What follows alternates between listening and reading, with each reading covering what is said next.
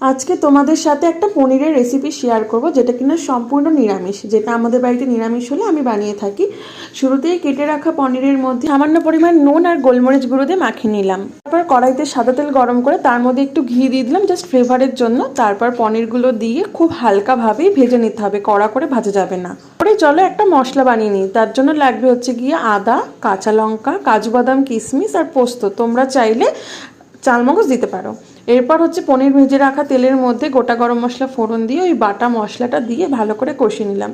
তারপরে একে একে দিয়ে দিলাম গোলমরিচের গুঁড়ো, নুন, চিনি, একটু জিরের গুঁড়ো, আর আমি রঙের জন্য সামান্য পরিমাণে একটু কাশ্মীরি লঙ্কার গুঁড়ো দিয়েছি। দিয়ে ভালো করে কষিয়ে আমি এখানে ব্যবহার করেছি দুধ, আর তোমরা চাইলে জলও দিতে পারো, দুধ দিলে একটু বেশি ভালো টেস্ট আসে, তাই আমি দুধ দিয়ে ভালো করে কষিয়ে পনিরগুলো দিয়ে দিলাম ভেজে রাখা। পানির সহ গ্রেভিটা হালকা ফুটে আসলে দিয়ে দিতে হবে গরম মশলার গুঁড়ো আর ঘি। দিয়ে নামিয়ে নিলেই রেডি হয়ে যাবে শাহি পানির। এটা ভাত, রুটি, পরোটা সবার সাথে খেতে ভালো লাগে।